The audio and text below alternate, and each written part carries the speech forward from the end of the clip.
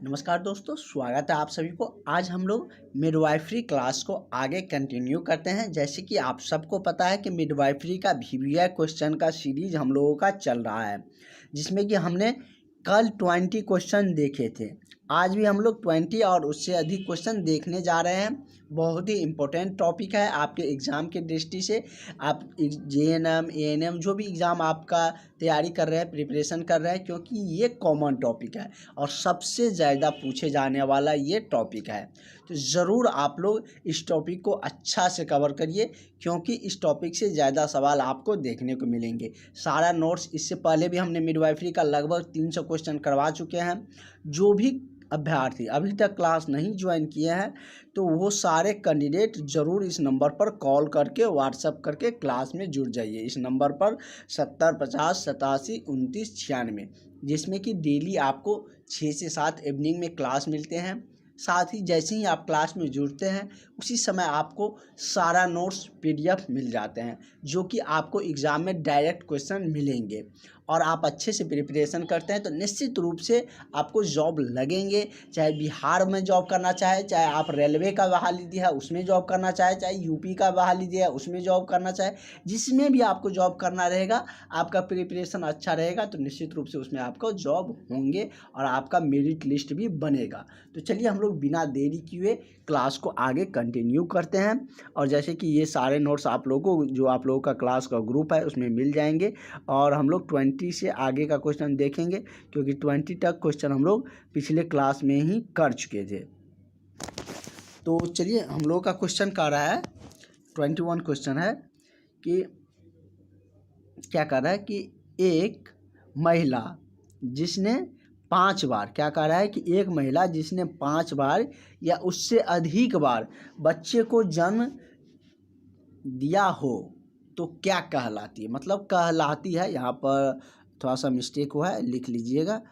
कहलाती है मतलब जो महिला 5 बार या उससे अधिक बार बच्चों को जन्म दिया है, तो उस महिला को क्या कहेंगे।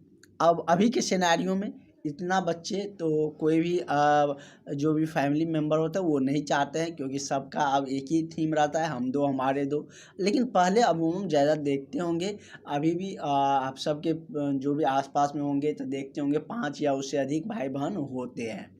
तो इस तरीके से कह रहा है कि यदि एक महिला 5 बार या उससे अधिक बार बच्चे को जन्म दिया हो तो वो क्या कहलाती है। जैसे इसमें बहुत सारा ऑप्शन दिया है। जैसे इसमें दिया है कि नुल्ली पेरा या ग्रैंड मल्टीपेरा। तो देखो, ग्रैंड मल्टीपेरा मतलब क्या कि ग्रैंड मतलब विस्तार होता है, मल्टी मतलब भी ज़्यादा होता है, एक से अधिक होता है। इसके नाम से ही हमारा आंसर क्लियर हो रहा है। मतलब 5 बार या उससे अधिक बार बच्चे को जन्म दिया है तो उसको क्या कहेंगे, तो ग्रैंड मल्टीपेरा कहेंगे। उसका एक स्पेसिफिक नेम दिया जाता है, नेम है कुछ नहीं है, तो उसको क्या कहा जाता है, ग्रैंड मल्टीपेरा कहा जाता है। तो करेक्ट आंसर आपका ऑप्शन नंबर बी हो जाएगा। नेक्स्ट क्वेश्चन हम लोग चलते हैं। हमारा अगला क्वेश्चन क्या कह रहा है, यहाँ पर ये स्टॉप हो गया है क्या।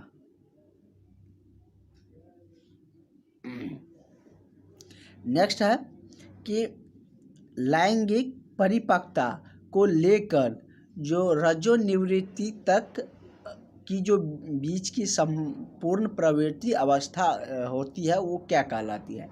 कह रहा है कि लैंगिक परिपक्वता से लेकर जो रजोनिवृत्ति तक होती है, रज्जो के बारे में भी हमने आपको बताए थे, रजोनिवृत्ति तक की जो बीच की संपूर्ण प्रवृत्ति की जो अवस्था है कहलाती है क्या।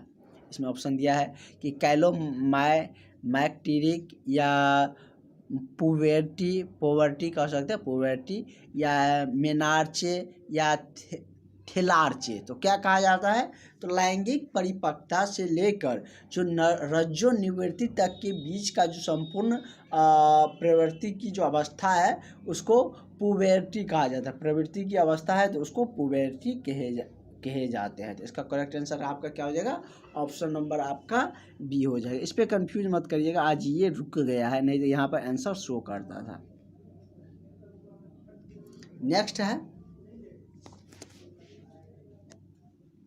नेक्स्ट आपका क्वेश्चन कह रहा है कि निम्न में से कौन सा अंतर अंतर्गत अंतर्गर्भाशयी वृद्धि अवरुद्ध का कारण नहीं है। मतलब कि जो अंतर्गर्भाशयी होती है उसकी वृद्धि के अवरुद्ध, जो बढ़ रहे हैं अंतर्गर्भाशय उसको वृद्धि को मतलब कि अवरोध करता है, मतलब कि बढ़ने में रोकता है, वो कौन सा कारण नहीं है जो उसके वृद्धि का अवरोध नहीं करता है, मतलब कि वृद्धि में अवरोध उत्पन्न नहीं करता, मतलब कि उसको रोकने का कार्य नहीं करता है। जैसे इसमें दिया गया है आपका ऑप्शन कि गर्भकालीन मधुमेह, गर्भ के समय में यदि मधुमेह है जिसको डायबिटीज आप लोग कहते हैं, एनीमिया दूसरा ऑप्शन है आपका, एनीमिया तीसरा ऑप्शन आपका है कि गर्भ अवस्था प्रेरित उच्च रक्तचाप या मृत हृदय रोग। तो देखिए ये सब मतलब क्या है, तो इसमें अवरोध का मतलब कि कारण है, मतलब अवरोध करेंगे वृद्धि का, अंतर्गर्भाशयी वृद्धि में। लेकिन जो गर्भकालीन मधुमेह है उसको इससे कोई लेना देना नहीं, वो इसमें अवरोध नहीं करेंगे। तो वही आपको खोजना था कि अंतर्गर्भाशयी वृद्धि में अवरोध का कारण कौन नहीं है। तो कौन नहीं है, तो गर्भकालीन में जो मधुमेह है वो, मतलब गर्भकालीन गर्भ समय की जो मधुमेह है स्थिति, गर्भ समय की जो मधुमेह की स्थिति है वो मतलब कि अंतर्गर्भाशयी वृद्धि की अवरोध में मतलब कि कारण नहीं बनता, फैक्टर नहीं है उसका, उसको अवरोध नहीं करता है। ठीक है, क्वेश्चन क्या कर रहे थे समझ गए, आंसर इसका ऑप्शन नंबर आपका ए हो जाएगा। नेक्स्ट क्वेश्चन हम लोग देखते हैं। आपका अगला क्वेश्चन है, और यदि आपको जैसे हम स्क्रीन पर क्वेश्चन लाते हैं और जिस भी कैंडिडेट को वो आंसर आता है तो उसको आंसर करने का प्रयास करिएगा कमेंट सेशन में। तो चलिए नेक्स्ट क्वेश्चन हम लोगों का है, कह रहा है कि भ्रूण की खोपड़ी में एस्क्यूचर लाइन में जो उपस्थित चौड़ी जगह को कहा जाता है। मतलब कि भ्रूण की जो खोपड़ी होती है उसमें से एस्क्यूचर लाइन में जो उपस्थित चौड़ी एक जगह रहती है, मतलब एक जगह टाइप का चौड़ी जगह रहती है, विथ फिगर हम आपको होगा तो समझा देंगे।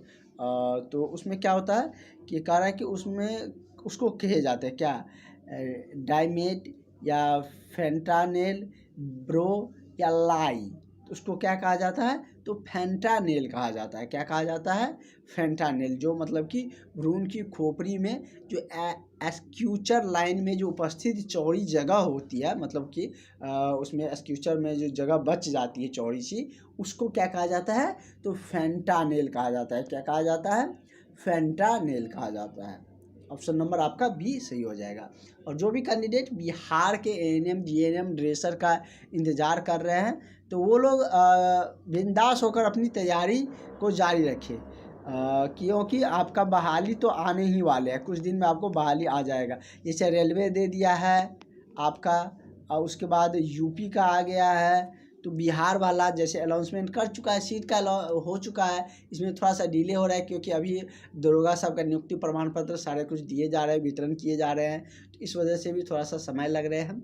और इसके बाद स्वास्थ्य विभाग पर ही पूरी फोकस होने वाली है और उसी पर आप लोगों की बहाली की प्रोसेस ही आगे बढ़ेंगे। तो अब आप लोग निश्चिंत हो के और जितना हो सके उतना समय आप लोग अपनी पढ़ाई पर दीजिए, वही आपको सिलेक्शन दिला सकता है अब, क्योंकि बिना एग्ज़ाम के, बिना आपको रिजल्ट का अब नौकरी संभव नहीं है। क्योंकि जितने भी अब एग्ज़ाम होता है, यूपी वाले में भी 100 अंक का एग्ज़ाम कर दिया है, सभी जगह रेलवे में भी 100 मार्क का एग्ज़ाम है, सभी जगह आपका एग्ज़ाम ही है को, तो कहीं पर बिना एग्ज़ाम से आप नौकरी अब नहीं ले सकते। हाँ, कहाँ किसी किसी पोस्ट पर यदि 4 5 6 सीट आता है तो वहाँ पर इंटरव्यू रहता है, वहाँ पर भी इंटरव्यू रहता है, तो क्वेश्चन आएंगे तब ना आप इंटरव्यू में बैठिएगा। वो इंटरव्यू में तो यही से रिलेटेड पूछते हैं, तो मतलब कि लेकिन वहाँ पर कम पोस्ट रहते हैं, जहाँ पर ज़्यादा पोस्ट आते हैं वहाँ पर एग्ज़ाम होता है।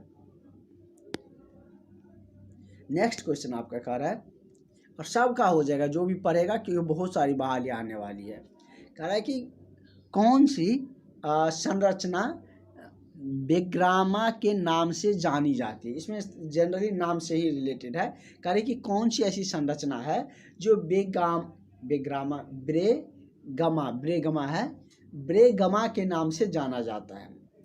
तो जैसे कि ऑप्शन आपका दिया है एंटीरियर फ्रंटेलर, दूसरा है पोस्टीरियर फ्रंटेलर, तीसरा है लंबाइड फ्यूचर, चौथा है क्या फ्रंटल सिविनी।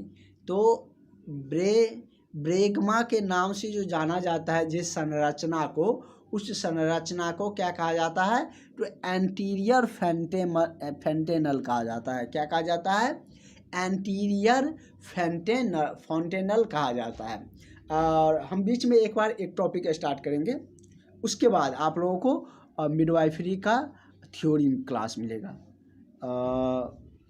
तो उसके बाद आपको मिडवाइफरी का ना होगा, तो मिडवाइफरी का आप लोगों का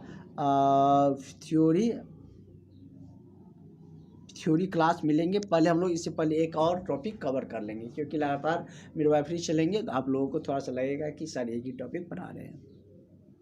मिडवाइफरी से ज़्यादा क्वेश्चन पूछे जाते हैं, इसलिए हम लोग इसको ज़्यादा कवर करते हैं। तो समझ गए कि मतलब कि ब्रेगमा संरचना जो होती है उसको एंटीरियर फेंटेनल के नाम से जाना जाता है। किस फेंटेनल से? तो एंटीरियर फेंटेनल के नाम से जो ब्रेगमा संरचना है उसको, मतलब संरचना का स्ट्रक्चर जो है उसको जाना जाता है। नेक्स्ट क्वेश्चन है आपका। नेक्स्ट क्वेश्चन कह रहा है कि एक या एक से अधिक कारणों से गर्भधारण की पूर्ण अयोग्यता क्या कहलाती है? कह रहा है कि एक या एक से अधिक गर्भधारण की पूर्ण अयोग्यता क्या कहलाता है? इम्पोर्टेंस, या दूसरा ऑप्शन है कि इनफर्टिलिटी, या फर्टिलिटी, या एस्टिलिटी। तो क्या कहा जाता है? तो एक या एक से अधिक कारणों से यदि गर्भधारण की पूर्ण अयोग्यता, मतलब कि गर्भधारण पूरा नहीं हो पाते, मतलब पूर्ण गर्भधारण करने के लिए पूरी योग्यता नहीं पूरा हो सकता है एक या एक से अधिक बहुत सारे रीजनों के कारण, तो उसको क्या कहा जाता है? तो उसको इनफंटिनियल कहा जाता है। मतलब फंटिनियल नहीं, पूरा नहीं है, तो उसको इनफंटिनियल कहे जाते हैं। ठीक है, क्या कहा जाता है? तो इनफर्टिलिटी। तो इनफर्टिलिटी मतलब क्या? फर्टिलाइजेशन की प्रक्रिया पूरा होंगे तो उसको फर्टिलिटी कहेंगे। क्या होंगे? अगर फर्टिलाइजेशन की प्रक्रिया पूरा होंगे तभी ना मतलब ये गर्भधारण हो पाएगा। तो इससे सोचने की बात है। यदि फर्टिलाइजेशन की प्रक्रिया पूरा होंगे, पूरी तरीके से योग्य होंगे, तो वो फर्टिलिटी कहलाएगा। यदि पूरा तरीके से योग्य नहीं है, मतलब पूर्ण अयोग्य है, मतलब कि वो योग्य गर्भधारण के लिए है ही नहीं, तो उसको इनफर्टिलिटी कहेंगे। क्या कहेंगे? इनफर्टिलिटी। तो ठीक है, इसमें कोई दिक्कत नहीं होनी चाहिए, क्योंकि अगर फर्टिलिटी की प्रक्रिया प्रोसेस पूरी होती है तो वो गर्भधारण कर पाते हैं। अगर फर्टिलिटी की प्रक्रिया पूरा नहीं हो पा रहा है तो उसी को हम लोग अयोग्य क्या कहते हैं? मतलब गर्भधारण की पूर्ण अयोग्यता कहते हैं। किसको? तो इनफर्टिलिटी के केस में। वही क्वेश्चन है, घुमा के भी कैसे भी पूछेगा तो आप उसका जवाब देने के लिए सक्षम है। इस तरीके से एक्सप्लेन करके बता दिया आपको। मतलब कि एक या एक से अधिक बहुत सारा रीज़न हो सकता है जो कि गर्भधारण की अपूर्णता, मतलब कि उसको अयोग्य नहीं करने देता, मतलब गर्भधारण नहीं करने देता है। बहुत सारा के रीज़न हो सकता है, तो उसको हम इनफर्टिलिटी कहेंगे। नेक्स्ट क्वेश्चन पर चलते हैं। हम लोगों का नेक्स्ट क्वेश्चन कह रहा है कि प्री एक्लैम्प्सिया, क्या कह रहा है? प्री एक्लैम्प्सिया का निश्चित उपचार क्या है? मतलब कि इसमें बहुत सारा दिया गया 4 ऑप्शन में। कह रहा है कि इसका जो निश्चित उपचार है वो क्या है, ये आपसे पूछ रहे हैं। तो इसमें ऑप्शन आपका दिया है कि बाएं पार्श्व स्थिति, गर्भ अवस्था की समाप्ति, उच्च प्रोटीन आहार, मैग्नीशियम सल्फेट। तो प्री एक्लैम्प्सिया का जो निश्चित उपचार है वो क्या है? गर्भ अवस्था की समाप्ति। ये क्या है? यही एक प्री एक्लैम्प्सिया का निश्चित उपचार है। तो वो क्या है? मतलब कि गर्भ अवस्था की समाप्ति ही प्री एक्लैम्प्सिया की निश्चित उपचार है। तो इसका करेक्ट आंसर आपका ऑप्शन नंबर बी सही हो जाएगा। नेक्स्ट क्वेश्चन आपका कह रहा है कि फीमेल पेल्विस और मेल पेल्विस अलग होते हैं। तो वही कह रहा है कि फीमेल पेल्विस का उच्चतम व्यास कितना होता है? व्यास आप लोग जानते हैं ना, जैसे क्या, मतलब कि कोई भी सर्कुलर डायग्राम है, उसका जो सबसे लंबवत दूरी होती है, जैसे यहाँ पर भी दूरी है, दो बिंदु को मिलाएंगे, यहाँ पर भी दूरी है 2 बिंदु को मिलाने पर, लेकिन सबसे बीच की दूरी यहाँ वाला क्या है? सबसे लंबी दूरी है 2 बिंदु को मिलाने पर, 2 स्पर्श रेखा को। तो 2 स्पर्श रेखा को मिलाने पर जो सबसे लंबा जो दूरी होती है वही क्या होता है? व्यास होता है। मैथमेटिकल टर्म में भी यही होता है, मतलब व्यास का परिभाषा होते हैं। वही कह रहा है कि फीमेल पेल्विस का उच्चतम व्यास, अधिकतम व्यास होता है क्या? एंटीरियर पार्श्व व्यास, या ट्रांसर्व व्यास, या तिरछा व्यास, या ऊपर जो सभी दिए गए मतलब कि ऑल ऑफ दीज। तो किस तरीके से होता है फीमेल पेल्विस का उच्चतम व्यास? तो इसका व्यास होता है ट्रांसवर्स व्यास होता है। कैसे? तो ट्रांसवर्स व्यास होते हैं। कैसे क्या है? जैसे क्या, ये मतलब कि कोई रेखा है और ये इस पर लंबवत है, तो उसको क्या कहते हैं? ट्रांसवर्स, इसी को कहे जाते हैं। ठीक है, ऐसे है। ये क्या कहलाएगा? ट्रांसवर्स कहलाएगा। ये लॉन्गिट्यूडनल, ये ट्रांसवर्स कहलाएगा। ठीक है। होता क्या है वो बता दिए ना, ट्रांसवर्स व्यास। ट्रांसवर्स और लॉन्गिट्यूडनल ये सब मैथ फिजिक्स की टर्म है। वहाँ पर आप लोग इंटर में या टेंथ में तो नहीं, इंटर में ज़्यादातर यूज होते हैं, तो वहाँ पर पढ़े होंगे आप लोग।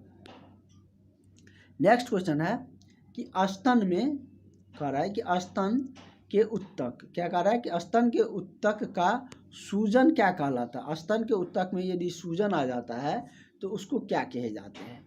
तो जब स्तन के उत्तक में सूजन आता है तो उसको मेस्टाइसिस कहे जाते हैं। मैं क्या कहा जाता है? तो मेस्टाइसिस कहे जाते हैं। जब स्तन के उत्तक में सूजन होते हैं तो उसको मेस्टाइटिस के नाम से जाना जाता है। तो इसका करेक्ट आंसर आपका ऑप्शन नंबर सी हो जाएगा।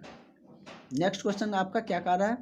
क्वेश्चन नंबर 30 कह रहा है कि भ्रूण परिसंचरता का वह भाग जो कि जन्म के पश्चात फोसा ओवेलिस बन जाता है। कह रहा है कि भ्रूण परिसंरचना का वह भाग जो कि जन्म के पश्चात फोसा ओवेलिस बन जाता है, उसको क्या कहा जाता है?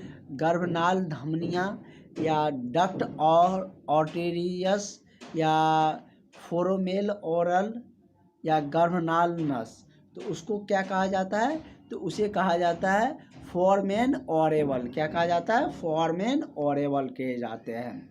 जब भ्रूण संरचना का भाग जो कि जन्म के पश्चात फोसा ओरेलिस बन जाता है तो उसको फोरामेन ओवेल कहे जाते हैं। क्या कहा जाता है? फोरामेन ओवेल का है। ओवेलिस बन जाता है तो उसको फोरामेन ओवेल कहे जाते हैं।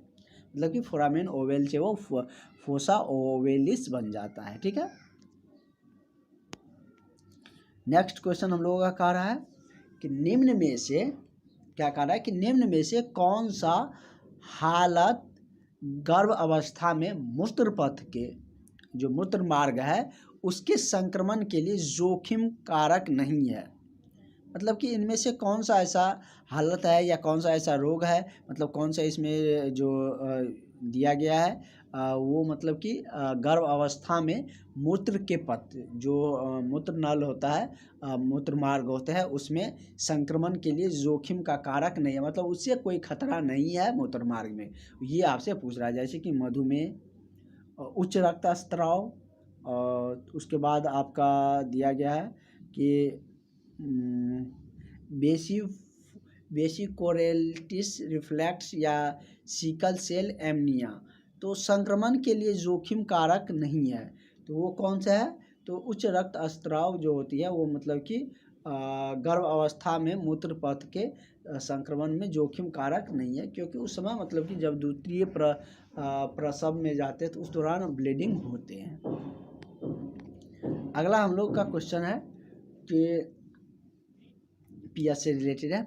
कह रहा है कि ये केमिस्ट्री का ही समझ सकते हैं, और केमिस्ट्री और बायो के रिलेट करके है कि निम्न में से कौन सी वीर्य संश्लेषण शून्य क्या कह रहा है? शून्य असामान्य है। मतलब कि शून्य असामान्य है, मतलब कि उसका जैसे कि शुक्राणु मात्रा का 5 ml, शुक्राणु एकाग्रता का 30 ml, या शुक्राणु गतिशील का 50% से सामान्य रूप से 60% तक, या pH 6.5 तक। तो ये जो आपका वीर्य विश्लेषण का मूल्य असामान्य है वो pH कितना? pH 6.5। pH मतलब कि आप लोग जानते हैं मतलब कि ये एक पैरामीटर है, मापने की इकाई है। अगला कह रहा है कि लेटेड फेज और अलर्ट लाइन एवं क्रिया रेखा आदि शर्तें किस संदर्भ में प्रयुक्त होता है। कह रहा है कि लेटेड फेज या अलर्ट लाइन एवं क्रिया रेखा आदि शर्तें किस संदर्भ में प्रयुक्त होता है? बायोफिजिकल प्रोफाइल में, या गैर तनाव परीक्षण में, या एमनियासेंटेसिस में, या पोर्टोग्राफ में। तो पोर्टोग्राफ क्या है? फोटोग्राफ को लेकर कल एक स्टूडेंट ने क्वेश्चन पूछा था। फोटोग्राफ क्या है? मतलब कि एक चार्ट होता है जो कि मतलब कि एक पेज पर बनाया जाता है, गर्भ अवस्था की स्थिति को दिखाता है, कितना क्या डेवलपमेंट है, क्या कुछ हुआ है फोटोग्राफ में। उसमें ग्राफ जैसे क्या कोई ग्राफ में रिकॉर्ड करके ऐसे ऐसे बताया जाता है ना, वही एक तरीके से ग्राफ होता है। जैसे कि इस पेज पर ग्राफ दिया रहेगा, उस तरीके से यहाँ पर उसका सारा कुछ लिखा रहेगा, PSC लिखा रहेगा कितना है, सारा कुछ उसमें डिटेल लिखा रहता है। मतलब कि जो भी गर्भावस्था में परिवर्तन हुए हैं, कितना डेवलपमेंट हुआ है, उसका सारा डिटेल्स उसमें उस ग्राफ में, उस चार्ट में लिख दिया जाता है। तो उसी को फोटोग्राफ कहे जाते हैं। ठीक है, इसका होगा तो कल हम लोग चर्चा भी करेंगे। और इसका यही आंसर भी हो जाएगा। मतलब कि लेटेड फेज, अलर्ट लाइन एवं क्रिया आदि जो शर्तें होते हैं वो संदर्भित किससे होते हैं? तो ये संदर्भित होते हैं, ये सब फोटोग्राफ में इंडिकेट मतलब वहाँ पर बताया है, तो वहाँ पर मतलब कि उसमें डिनोट किया जाता है, सूचित किया जाता है। लेटेड फेज, अलर्ट लाइन की क्रिया, ये सारे कुछ वहाँ पर संदर्भित रहता है फोटोग्राफ में। तो करेक्ट आंसर इसका ऑप्शन नंबर डी हो जाएगा। और इस क्वेश्चन को आज हम लोग यहीं पर स्टॉप करते हैं, इसको कल और ग्राफ के जरिए एक्सप्लेन करेंगे। ठीक है, तो मिलते हैं नेक्स्ट क्लास में। Thank you.